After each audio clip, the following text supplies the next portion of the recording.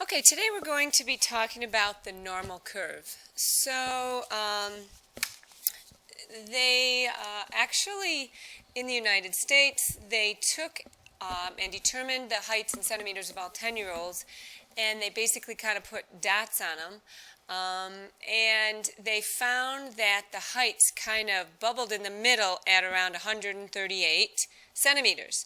And there were not as many dots out at a height of 153 or 123. So this would result in what's known as a normal curve. That when certain items kind of hover, a lot of items hover around the mean, which would be the 138, the average, then it could form what looks like a normal curve. Not all data can be placed in a normal curve, but certain things like height and measurements, body measurements, and all those things can, and certain kinds of testing can be done using a normal curve as well, like I think the SAT. So a normal distribution is a set of data that can be represented by that normal curve. For a normal distribution, the following relationships exist. The mean, and remember the mean was x with a bar on top, and the median of the data values lie on the line of symmetry of the curve. Approximately 68% of the data values lie within one standard deviation from the mean. We'll show you that. Approximately 95% lie within two standard deviations from the mean, and approximately 99.7% lie within three standard deviations from the mean. This normal curve is actually a formula that you will use. So it's the weirdest looking formula you'll ever see. There's values at the bottom of the curve that are these decimals, and they are called z-scores. They indicate the number of deviations from the mean. So we need to look at standard deviation because it gives us a really good it allows us to look at our data in a better way so we can make some predictions. When we looked at a couple of other examples that gave us the same values for mean, median, and range, standard deviation will give us some better indicators. Percentiles is the percent of total number of data scores that lie at or below a given measure. And then number 7, the z-score is calculated by taking the data value minus the mean over the standard deviation. And there's your symbols for it right here. Okay? So these are all the things that we're going to be talking about. By the end of the lesson, you should know what they are. All right, so next page. All right, so we are basically saying that the mean is right in the middle, and that 34.1% of the data and 34.1% of the data will fall close to the mean. If it forms a normal distribution, this will happen. And then as you deviate from the mean, the values will become less and less, and the percentages will grow smaller. The percentiles, so actually we should probably put 2.3% in there and 2.3% in there, so they add to 100%. So percentiles go cumulatively from left to right. So down here, right here, this is basically your 0 percentile. Right here is your 2.3 percentile. And right here would be your 15.9 percentile. So how did I get that? Well, if you take 2.3 plus 13.6, you get 15.9. So all we're doing is cumulatively adding as we go. And then it should make sense that right in the middle is your 50th percentile. To get that, again, you can take 15.9 plus 34.6 and that does indeed give you 50. So again, we're just adding. The next one is right here, is 84.1 percentile, and that is again found by taking 50 plus 34.1. And then if we take 84.1 and add 13.6, we get 97.7. So right here you're at the 97.7 percentile. And then up at the very top, again, you'd be at the 100th percentile. So those are some important numbers to be able to come up with, because you will see them sometimes in the questions you're asked. All right, so that's some percentile information. So let's take a look here and see if we can answer some questions here. Certain standardized tests are normally distributed. If the mean score on a test was 60 and the standard deviation was 6, about 84% of the scores occurred at or below what score? About 16%. Okay, to do that, I'm going to go down. I'm going to come back to this in a second. First, let's go to the next page, and let's take a look at this diagram. This one talks about the mean as it relates to the standard deviations. So, the X bar means the mean, and the other symbol, I think it's an omega symbol, that's your standard deviation.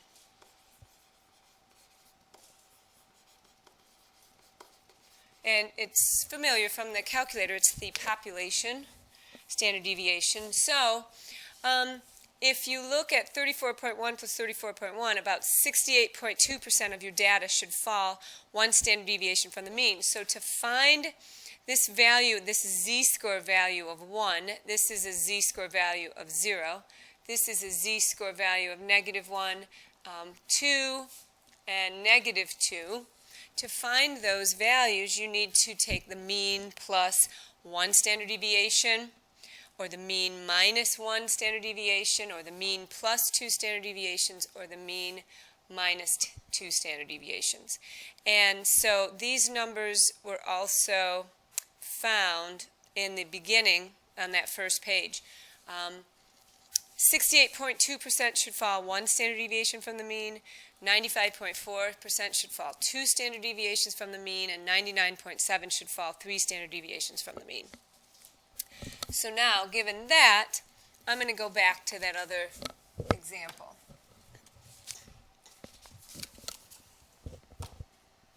Okay, so here I am back here. All right, so if I have a mean score on a test that's 60, I'm going to actually draw one of these things out. And I'm going to say that, this is the 0 z-score, and it represents the mean, and the mean was 60. So I'm going to put that right there as if it's on that chart. And it tells you they are normally distributed, so that's why I know I'm using this formula picture. The standard deviation is 6, and they're looking at what happens for about 84% of the scores. Well, if you look up at the percentiles, okay, there's the 84.1% of the scores. Okay, so I am looking for that to be 1 standard deviation above the mean. So I'm looking for the score. So this is the mean plus 1 standard deviation. I'm looking for what would the score be there. So if it's 60 is the mean and a standard deviation is 6 and it's mean plus standard deviation, the score here would be 66. So about 84% of the scores occurred at or below what score? The answer would be 66, because that is the mean plus 1 standard deviation occurs at the 84.1 percentile. And percentiles mean at or below. The next question says about 16% of the scores occurred at or below what score? So look back up at your percentile now. For this one, I'm going to be looking at 15.9 percentile, which happened at a z-score of -1, or the mean minus 1 standard deviation. So 60 minus 6 would give me a score of 54. So the answer to B is 50. Wait a minute. Yep. It's 54. Okay. So then, was there a C? Nope. All right. So that's how we could use the percentiles there.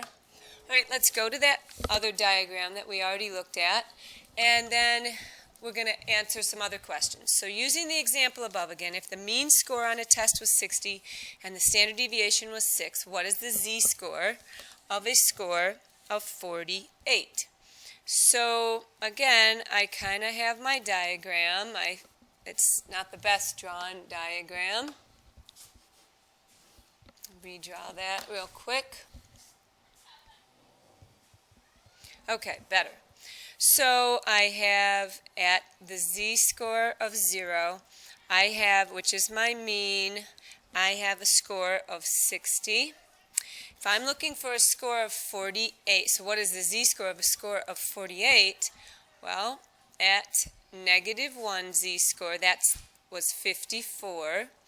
And at -2 z-score, that's going to be 48.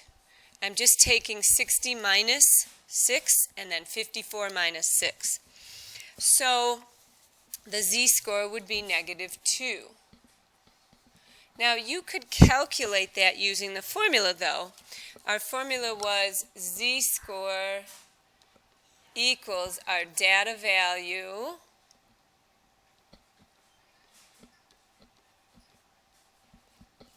so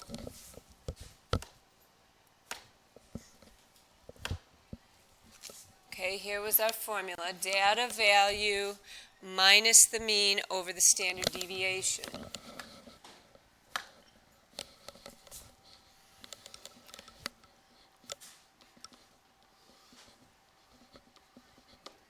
Okay, so our data value is 48 minus our mean, which is 60, divided by our standard deviation, which is 6.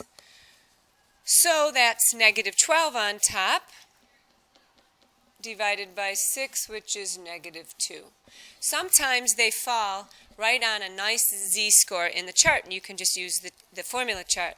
But for 62,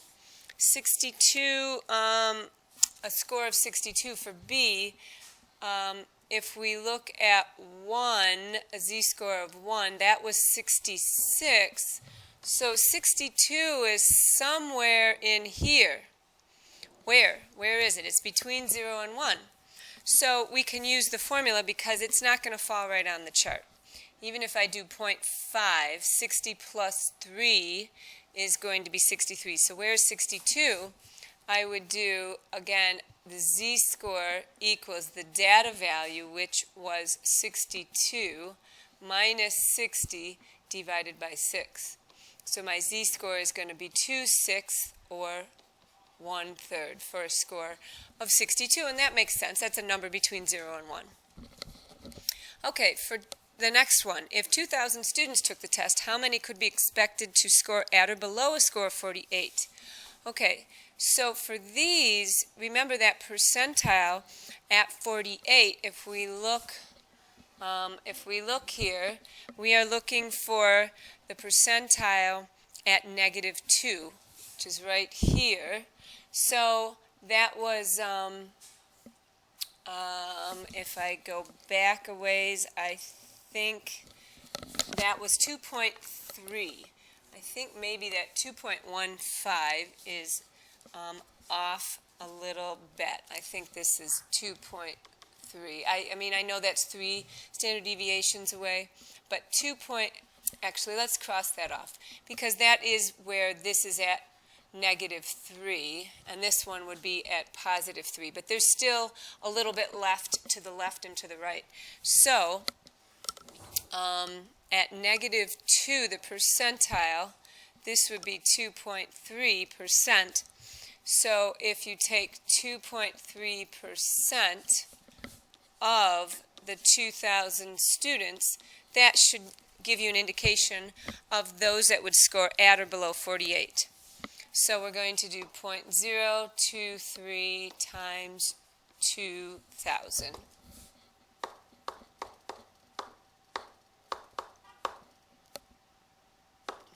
So 46.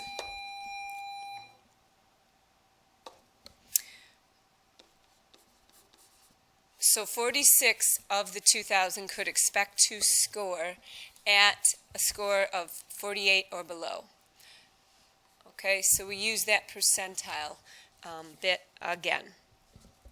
All right, next.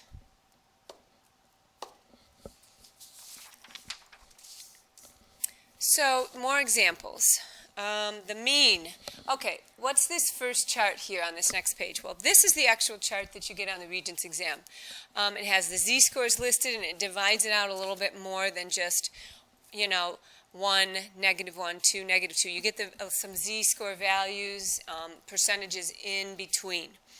All right, so let's see how this works. The mean is 82.75, standard deviation is 2.25. If the scores were normally distributed, which of the following scores would be most likely to occur? So that means which ones would be closest to the mean, because those occur at higher percentages.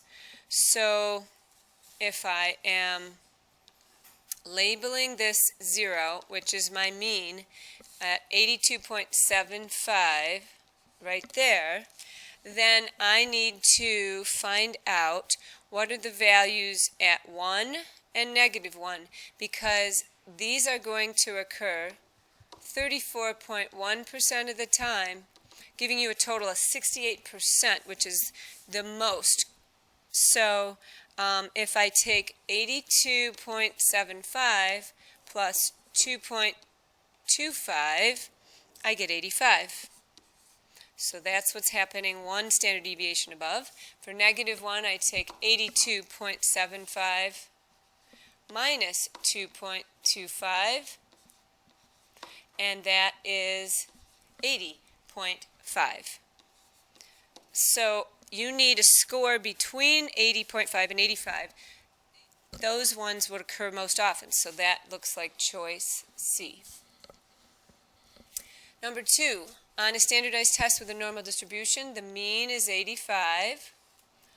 So I'm going to go down here and put the 85 right there. Standard deviation is 5. If 1,200 students took the exam, approximately how many of them are expected to earn scores between 90 and 95? So that means I should be going to the right. And I can see my standard deviation plus my mean is going to be 90, which is my first value they're interested in. And my second value is 95, which would occur at 2 standard deviations above the mean. So you need to go to the top here and look at what are your percentages between 1 and 2. They're 9.2 and 4.4. So we need 9.2 and 4.4. So 9.2 plus 4.4 is 13.6. So 13.6% of the 1,200 should score between 90 and 95. So that's 0.136 times 1,200. And when we do that, that's 163.2. So that would again be choice C, that's closest. Number 3, if the mean of a set of normally distributed data is 14 and the standard deviation is 1.5, which of the following would be at the 17th percentile? Now the 16.9 percentile, or 15.9 percentile, was at -1 z-score. So here's the mean 0. This was the 50th percentile. at a z-score of -1, this was a percentile of 15.9 percentile. Okay, so we are interested in that value. So we have 14 is our mean. Standard deviation is 1.5. So take 14 minus 1.5 and you get 12.5.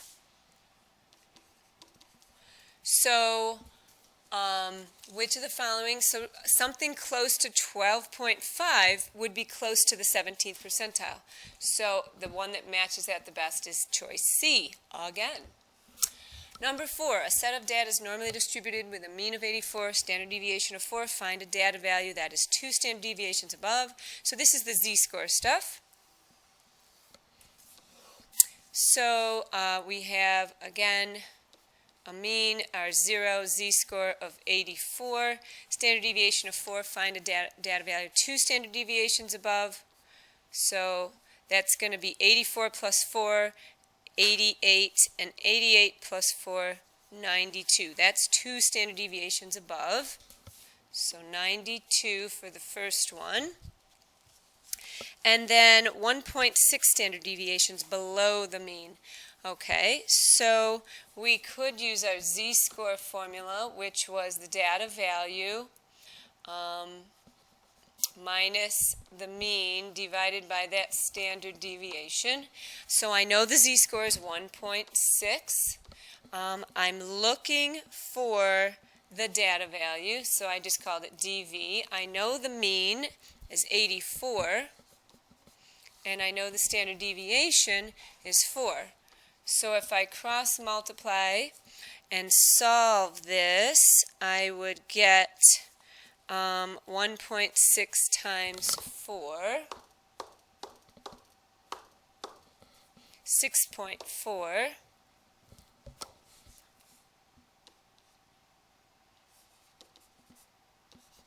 So it'd be 6.4 equals the data value minus 84. So then we'll just add 84 to 6.4, and we get 90.4 for that data value. And, oh, I made a mistake. This is negative below negative, negative. So that's going to be negative. So this value is not going to be 90.4. It's going to be 84 minus 6.4.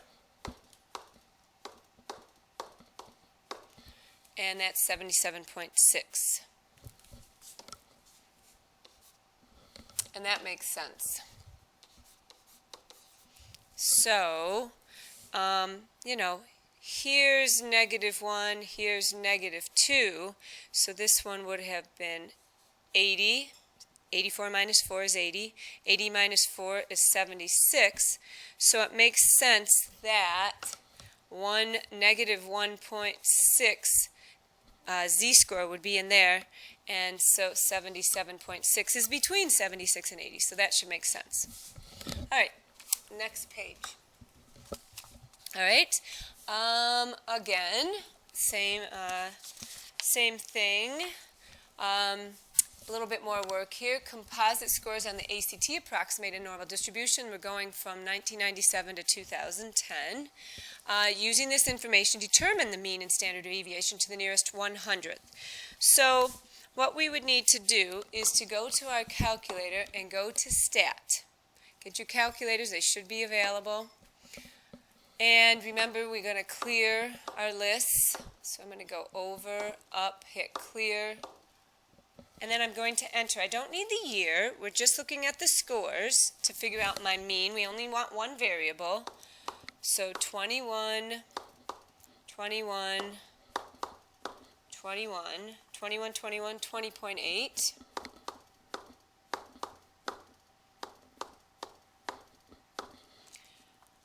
20.8, 20.9, 20.9.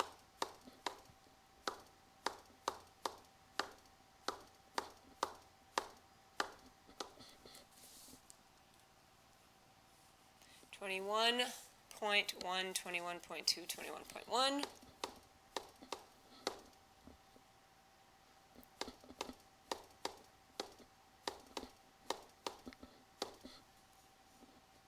21.1 and 21.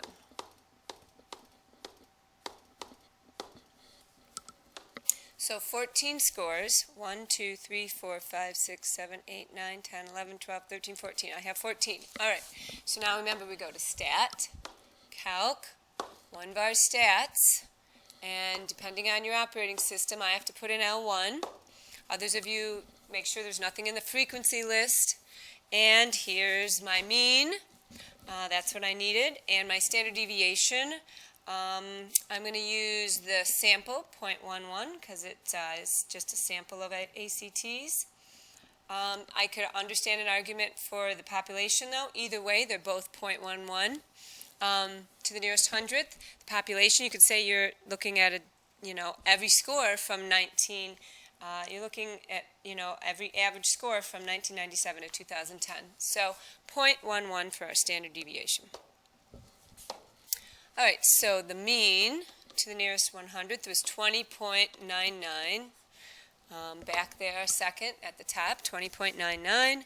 And the standard deviation, or standard deviation, was 0.11. All right, so based on your answer to Part A, approximate the score needed for a student to be at the 97.7 percentile. Well, the 97.7 percentile occurred at 2 standard deviations above the mean. So, okay, if you look back at that first page of notes, the percentile notes, the 97.7 percentile was at the z-score of 2. So there's z-score 0, z-score 1, there's z-score 2.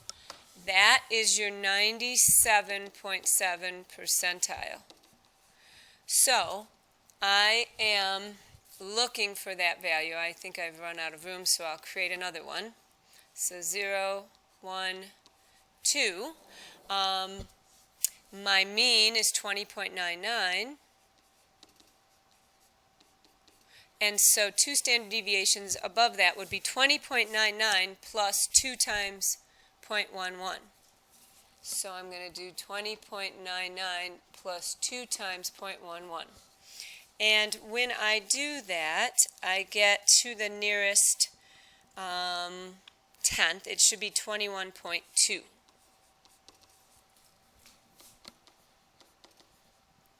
Okay, so that would be the score needed to be in that upper percentile. And then C says between what 2 scores do approximately 68.2% of the scores lie. So for that one, that was on the second diagram. And if you looked at 1 and negative 1, if you take and you add up 19.1, 15, 19.1, and 15, that percentage comes to 68.2. So you're looking at scores at -1 to 1, and I'm just looking, I could use this data chart here. I'm adding those together, and they total 68.2. So I need to find out what's going on at 1 and what's going on at -1. So I have 0, which is my mean, 1, and -1. So my mean was 20.99. If I add 0.11 to that, I get 21.1. If I subtract 0.11 from 20.99, I get 20.88. So those are my answers, 20.88 and 21.1.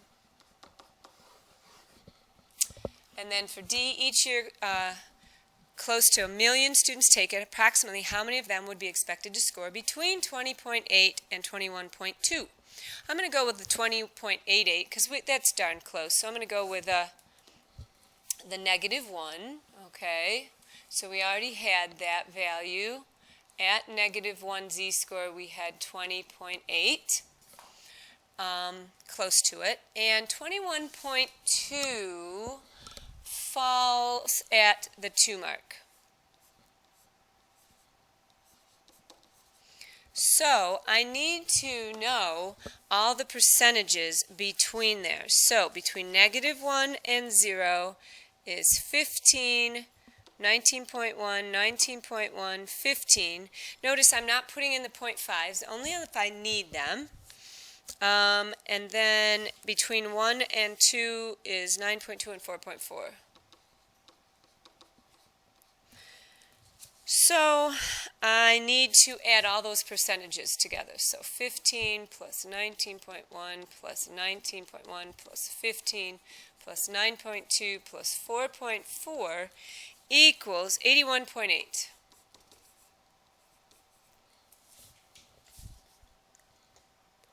Okay, so we need to then figure out 81.8 or 0.818 of a million, or 0.818 times a million, and that is 818,000.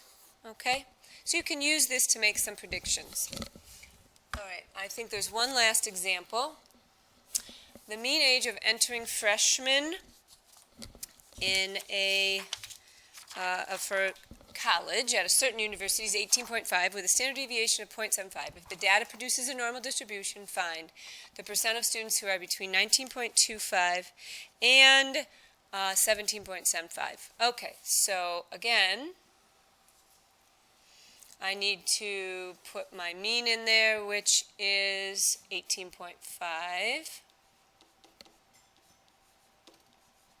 And then I need to go to one standard deviation above, and I need to take 18.5 plus 0.75, and that gives me, so I'm taking 18.5 plus one standard deviation, and that gives me 19.25.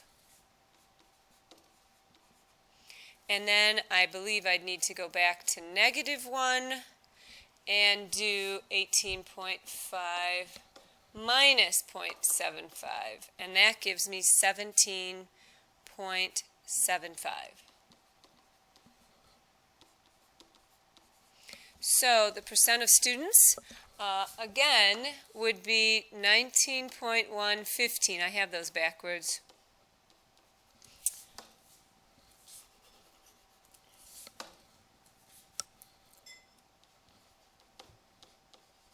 So those now, when you add those percentages up, you get 68.2, which is an important number. For B, the percentile of a student who is 20 years old. So the percentile at 2, so we need to figure out what's going on up here at 2 or maybe 1.5. So I need to take now 19.25 plus 0.75, and that gives me 20. Oh, so I need the percentile at 2. So, you know, if I'm listing out all my percentiles, at -2 it was a 2.3 percentile. At -1 it was 15.9 percentile. Right at 0 it was the 50th percentile. At 1 it was 84.1 percentile. And at 2 that was the 97.7 percentile. So it'd be 97.7 percentile because we're at a z-score of 2. So 97.7 percentile, which means the majority of kids would be 20 or below that would be entering their freshman year in college. C, the number of students who could be expected to be younger than 17 years of age. If the total number of incoming freshmen is 1,200. So this one, I believe I need to involve maybe the 0.75 because I have negative 1, okay, here's my mean, here's my negative 1. At negative 1, I'm at 17.75. But if I put in the negative 1.5, I would get that by taking, actually I think it's actually at negative 2. So I don't think I need the negative 1.5. If I go to negative 2, I would take 17.75 minus 0.75, and that would give me 17, and that's what we're talking about as a 17-year-old.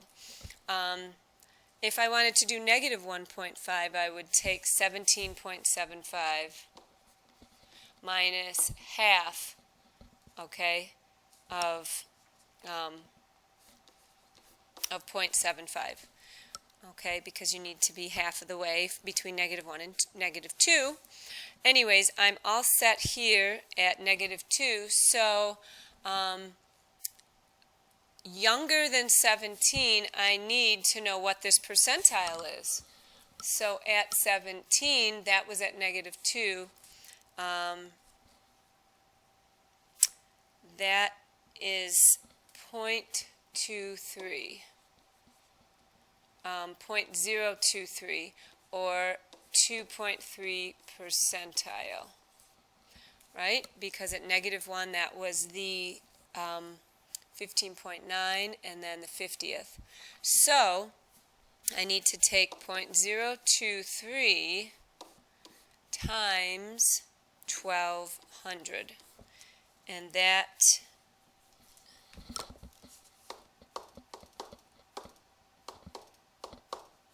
is 27.6, and we'll just leave that decimal. So not many would be 17 years of age or less. Okay, and that should make sense. Most kids enter college, you know, and they are older than 17. All right, so that ends it. Thank you very much.